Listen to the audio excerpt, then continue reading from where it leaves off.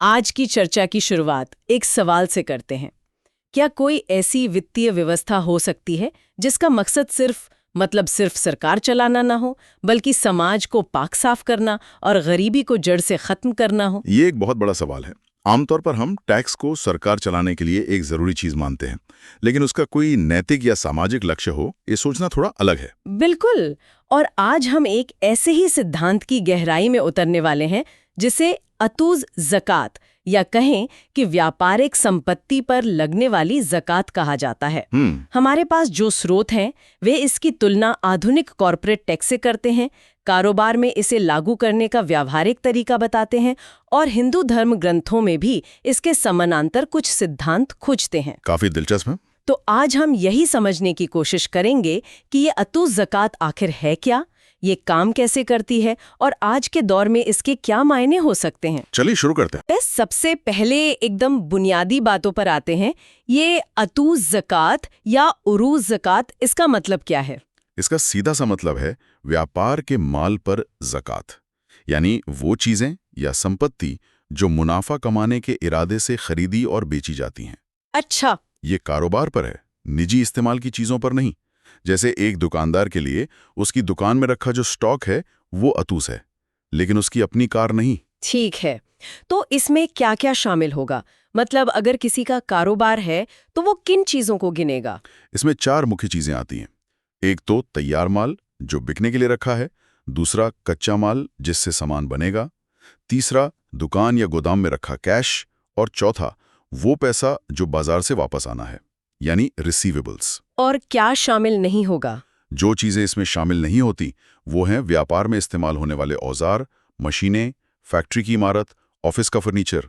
ये सब उत्पादन के साधन हैं, बिकने वाला माल नहीं है। समझ गए।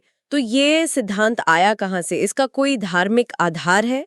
हाँ, स्रोत बताते हैं कि इसका कुरानी आधार सूरह अल बकरा की आयत 267 में मिलता है। उसमें कहा गया है, ए ईमान वालो, जो अच्छी चीजें तुमने कमाई हैं उसमें से अल्लाह की राह में खर्च करो। अच्छा। तो यहाँ कमाई हुई चीजों की जो व्याख्या है वो व्यापार से हासिल हुई दौलत के तौर पर की गई है, जिसे सीधे ज़कात की जिम्मेदारी से जोड़ा जाता है। तो ऐसा नहीं है कि ये हर किसी पे, हर छोटी मोटी दुकान पे लागू हो जाता होगा। इसकी कुछ शर्तें या कोई सीमा तो होगी? आप बिल्कुल सही कह रही हैं। इसकी 3 मुख्य शर्तें हैं। पहली है निसाब, यानी संपत्ति की एक न्यूनतम सीमा। जब तक किसी की व्यापारिक संपत्ति इस सीमा तक नहीं पहुंचती, उस पर ज़कात नहीं लगती। और ये निसाब कितना होता है, ये कैसे तय होता है? परंपरागत रूप से इसे सोने या चांदी के वजन से तय किया जाता है। 87.48 ग्राम सोना या 612.36 ग्राम चांदी। सोना या चांदी, ये तो दिलचस्प है। पर आज के दौर में तो दोनों की कीमत में जमीन आसमान का फर्क है। तो कौन सा पैमाना इस्तेमाल होता है? और यही एक आधुनिक बहस का मुद्दा है। स्रोत बताते हैं कि चांदी का निसाब इस्तेमाल करने से ज़कात की सीमा काफी नीचे आ जाती है, जिससे ज्यादा लोग इसके दायरे में आते हैं और ज्यादा रकम जरूरतमंदों तक पहुंचती है। बिल्कुल। वहीं सोने का निसाब सीमा को काफी ऊंचा कर देता है। इस पर कोई एक राय नहीं है। दूसरी शर्त है होल, यानी उस संपत्ति पर एक चांद का साल, लगभग 354 दिन गुजरना। और तीसरी और सबसे जरूरी शर्त है व्यापार करने की नियत, मतलब इंटेंट टू ट्रेड। अच्छा, तो अब बुनियाद समझ में आ गई है। अब उस हिस्से पर आते हैं जो वाकई सोचने पर मजबूर करता है। इसकी तुलना कॉर्पोरेट टैक्स से। ये दोनों व्यवस्थाएं एक दूसरे से कितनी अलग है? जमीन आसमान का फर्क है। शुरुआत इनके मूल सिद्धांत से ही होती है। ज़कात का स्रोत एक ईश्वरीय नैतिक कानून माना जाता है और इसका मकसद है तज़किया। तज़किया, इसका मतलब?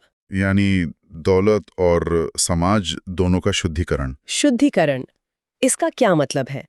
क्या ये सिर्फ देने वाले के लिए एक आध्यात्मिक एहसास है? स्रोतों के मुताबिक इसके 2 पहलू हैं। आध्यात्मिक तौर पर यह संपत्ति के मालिक को लालच से पाक करता है, लेकिन आर्थिक तौर पर यह अर्थव्यवस्था को दौलत के एक जगह जमा हो जाने के बुरे प्रभावों से पाक करता है। अच्छा। जब पैसा कुछ ही हाथों में रुक जाता है तो बाजार में ठहराव आता है। ज़कात उस रुके हुए पैसे को वापस सिस्टम में धकेलती है। और कॉर्पोरेट टैक्स? कॉर्पोरेट टैक्स का स्रोत है राज्य की शक्ति और उसका एकमात्र मकसद है सरकार चलाने के लिए राजस्व वसूलना। बस ज़कात दौलत को ईश्वर की अमानत मानती है, जबकि टैक्स व्यवस्था इसे व्यक्ति की निजी संपत्ति मानती है जिस पर राज्य का हक है। ये नजरिए का एक बुनियादी फर्क है ना? बिल्कुल। और एक और बड़ा फर्क इस बात में है कि ये पैसा लगता किस चीज पर है। ये बहुत जरूरी है। कॉर्पोरेट टैक्स सिर्फ और सिर्फ मुनाफे पर लगता है। अगर कंपनी को फायदा हुआ तो वो टैक्स देगी, वरना नहीं। लेकिन ज़कात, जैसा हमने बात की, वो मुनाफे पर नहीं बल्कि रुकी हुई या चलन में मौजूद व्यापारिक संपत्ति पर लगती है। इसमें बिना बिका हुआ माल भी शामिल है। एक मिनट, इसका मतलब तो ये हुआ कि अगर कोई कंपनी घाटे में चल रही है लेकिन उसके गोदाम में लाखों का माल पड़ा है तो उसे कॉर्पोरेट टैक्स तो नहीं देना होगा। नहीं देना होगा, पर ज़कात देनी पड़ेगी। बिल्कुल। ये तो किसी कारोबार के लिए बहुत मुश्किल हो सकता है। ये एक बहुत जरूरी नुक्ता है जिसे स्रोत उठाते हैं।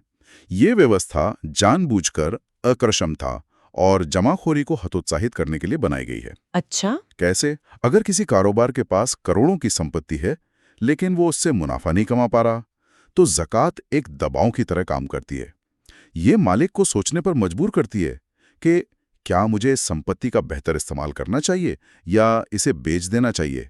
वाह, तो ये एक तरह से कामयाबी को सजा देने के बजाय जमाखोरी पर हमला है। कॉर्पोरेट टैक्स में तो जितना ज्यादा मुनाफा उतना ज्यादा टैक्स। आपने बिल्कुल सही पकड़ा। यही वो मुख्य अंतर है जो स्रोतों में बार बार बताया गया है। ज़कात का निशाना रुका हुआ धन है, जबकि टैक्स का निशाना कमाई है। और दरों के बारे में क्या? ज़कात की दर तो काफी कम लगती है, सिर्फ 2.5%। हाँ, और ये दर तय है। ये सदियों से 2.5% ही है। इसका फायदा ये है कि इसमें कोई अनिश्चितता नहीं है। कारोबारियों को पहले से पता होता है कि उन्हें कितना देना है। वहीं कॉर्पोरेट टैक्स की दरें तो वो राजनीतिक फैसलों पर निर्भर करती हैं। कभी 15%, कभी 35%, और हर कुछ साल में बदलती रहती हैं। और इतनी जटिल होती हैं कि उनमें टैक्स बचाने और चोरी करने के अनगिनत रास्ते भी निकल आते हैं। और सबसे अहम सवाल, ये पैसा आखिर जाता कहाँ है? यहाँ भी एक बहुत बहुत बड़ा अंतर है। ज़कात का पैसा किसे मिलेगा, ये कुरान में साफ तौर पर तय कर दिया गया है। इसकी 8 श्रेणियां हैं, जिनमें गरीब, मिस्कीन, कर्ज में डूबे लोग वगैरह शामिल हैं। तो ये सीधे जरूरतमंदों तक पहुंचता है। सीधे। इसका इस्तेमाल सरकार अपनी मर्जी से, जैसे सेना पर या राजनीतिक मकसद के लिए नहीं कर सकती, जबकि टैक्स का पैसा सरकारी खजाने में जाता है और फिर सरकार तय करती है कि उसे कहाँ खर्च करना है, सड़कों पर, स्कूलों पर या फिर हथियारों पर। तो अगर इन सब बातों को जोड़कर देखें तो अर्थव्यवस्था पर इसका क्या असर पड़ता होगा? देखिए, जो हमारे स्रोत बताते हैं वो ये कि ज़कात धन के प्रवाह को, मतलब फ्लो को बढ़ावा देती है, जिससे बाजार में स्थिरता आती है और असमानता घटती है। क्योंकि पैसा लगातार घूमता रहता है। बिल्कुल, अमीरों से गरीबों की तरफ। वहीं कॉर्पोरेट टैक्स व्यवस्था को अक्सर टैक्स चोरी, शेल कंपनियां बनाने और सरकारों के भारी कर्ज में डूबने से जोड़ा जाता है। एक वाक्य में कहें तो ज़कात का मकसद व्यवहार को सुधारना है, जबकि टैक्स का मकसद सिर्फ बही खातों को सुधारना है। अब सबसे बड़ी परीक्षा की बात करते हैं। किसी संकट के समय, जैसे मंदी या बहुत ज्यादा महंगाई में, ये दोनों व्यवस्थाएं कैसे काम करती हैं? ये एक बेहतरीन सवाल है। मंदी के दौरान जब कंपनियां घाटे में जाने लगती हैं, तो कॉर्पोरेट टैक्स से होने वाली सरकारी कमाई लगभग ठप हो जाती है। और ये ठीक वही समय होता है जब लोगों को मदद की सबसे ज्यादा जरूरत होती है। सही बात है, सरकार के हाथ खाली हो जाते हैं। लेकिन ज़कात, वो तो जारी रहेगी, क्योंकि वो मुनाफे पर नहीं, संपत्ति पर आधारित है। बिल्कुल। जब तक कारोबारों के पास संपत्ति है, जैसे बिना बिका स्टॉक, ज़कात का प्रवाह जारी रहता है। यह उस मुश्किल समय में एक सामाजिक सुरक्षा कवच की तरह काम करता है, जो सरकारी मदद का इंतजार नहीं करता। हाँ, और महंगाई के दौरान ज़कात ज़खीराखोरी पर लगाम लगाती है। क्योंकि अगर आप माल रोककर महंगा होने का इंतजार करेंगे, तो उस रुके हुए माल पर आपको हर साल 2.5% ज़कात देनी होगी। ये आपको सामान बेचने के लिए प्रोत्साहित करता है। चलिए इसे और ठोस तरीके से समझते हैं। मान लीजिए किसी का कच्ची घानी सरसों के तेल का कारोबार है। साल के अंत में जब वो बैठेगा तो वो अपनी ज़कात का हिसाब कैसे लगाएगा? जरूर। सबसे पहले वो उन चीजों को नजरअंदाज कर देगा जिन पर ज़कात नहीं लगती, जैसे तेल निकालने की मशीन, फैक्ट्री की जमीन। हाँ, फैक्ट्री की जमीन और डिलीवरी वाला ट्रक।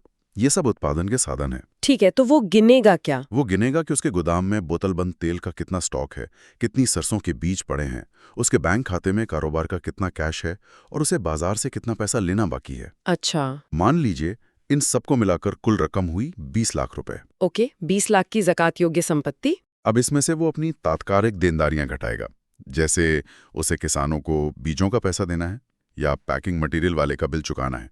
मान लीजिए ये सब मिलाकर 4 लाख रुपए हुआ। ठीक है। तो अब उसकी कुल ज़कात योग्य संपत्ति बची 16 लाख रुपए। और इस पर 2.5%? तो ये हुआ 40,000 रुपए। बिल्कुल। और यहाँ ध्यान देने वाली बात यह है कि हो सकता है उस साल उसे बहुत कम मुनाफा हुआ हो, लेकिन अगर उसके पास साल के अंत में इतनी संपत्ति है तो भी उसे ये 40,000 रुपए देना होगा। ये उसे लगातार अपने स्टॉक और कैश फ्लो को मैनेज करने के लिए प्रेरित करता है। सही कहा आपने। ये दौलत को एक सामाजिक जिम्मेदारी के तौर पर देखने का विचार, ये बहुत शक्तिशाली है। क्या ये विचार सिर्फ यहीं तक सीमित है? क्या हमारे स्रोतों में कहीं और, जैसे भारतीय परंपराओं या हिंदू धर्म ग्रंथों में, इसकी समानांतर कुछ मिलता है? यहाँ बात बहुत दिलचस्प हो जाती है। स्रोत बताते हैं कि अतुज़ ज़कात जैसा कोई खास नाम या कानून तो नहीं है, लेकिन इसके पीछे का जो मूल सिद्धांत है वो जरूर मिलता है। अच्छा। सिद्धांत वही है, व्यापार से कमाई दौलत को जमा करने के बजाय उसका समाज में अनिवार्य रूप से वितरण। क्या इसके कुछ उदाहरण हैं? हाँ, कई हैं। जैसे ऋग्वेद में कहा गया है, कंजूस का धन व्यर्थ है, ये सीधे सीधे जमाखोरी का विरोध है। यजुर्वेद कहता है, कमाए हुए धन को समाज के कल्याण के लिए वितरित किया जाना चाहिए। और महाभारत या गीता में? महाभारत के शांति पर्व में वैश्य यानी व्यापारी वर्ग का कर्तव्य बताया गया है कि वो व्यापार से धन कमाए और नियमित दान से समाज का समर्थन करें। और भगवत गीता तो और भी सख्त है, वो कहती है, जो बिना बांटे धन का आनंद लेते हैं वे चोर हैं। तो अगर सिद्धांत एक जैसा है तो फिर फर्क कहाँ है? स्रोतों में जो मुख्य अंतर बताया गया है वो इसे लागू करने के तरीके में है। हिंदू धर्म ग्रंथों में इसे व्यक्ति की अंतरात्मा पर आधारित धर्म के रूप में प्रस्तुत किया गया है। यह एक नैतिक जिम्मेदारी है, एक कर्तव्य है। हाँ, जबकि इस्लाम ने इसे एक स्पष्ट गणना योग्य कानून बना दिया है जिससे समझौता नहीं किया जा सकता। शायद यही वजह है कि एक व्यवस्था एक कारगर आर्थिक साधन के रूप में जीवित रही, जबकि दूसरी समय के साथ ज्यादातर दार्शनिक या व्यक्तिगत दान पुण्य तक सीमित रह गई। तो संक्षेप में हमने देखा कि अतुज़ ज़कात सिर्फ एक दान नहीं है, बल्कि व्यापारिक धन के प्रवाह पर आधारित एक पूरी व्यवस्था है। ये अपने सिद्धांत, लागू करने के तरीके और आर्थिक प्रभावों में मुनाफे पर आधारित कॉर्पोरेट टैक्स से बिल्कुल अलग है। और हमने ये भी देखा कि दौलत के प्रति इस सामाजिक जिम्मेदारी के सिद्धांत की गूंज अन्य प्राचीन परंपराओं में भी सुनाई देती है। ये व्यवस्था एक ऐसा अनूठा मॉडल पेश करती है जहां आर्थिक गतिविधि सीधे तौर पर सामाजिक न्याय से जुड़ी होती है। इसका लक्ष्य गरीबी का प्रबंधन करना नहीं है, जैसा आज की कई योजनाएं करती हैं, बल्कि उसे जड़ से खत्म करना है। बिल्कुल। ये राज्य को बीच से हटाकर संपत्ति धारकों और जरूरतमंदों के बीच एक सीधा भरोसे का रिश्ता बनाती है। और अंत में श्रोताओं के लिए एक विचार। स्रोतों में ये भी कहा गया है कि ज़कात पर आधारित अर्थव्यवस्था ब्याज, जमाखोरी या सट्टेबाजी पर आधारित वित्त के साथ पूरी तरह से मौजूद नहीं रह सकती। ये एक अहम बात है। तो फिर सोचने वाली बात यह है कि एक आधुनिक अर्थव्यवस्था जो जमा करने के बजाय प्रवाह के इन सिद्धांतों से थोड़ी बहुत भी प्रभावित हो, वो वास्तव में कैसी दिखेगी? ऐसी व्यवस्था को जड़ पकड़ने के लिए आज की किन आर्थिक संरचनाओं को बदलना होगा?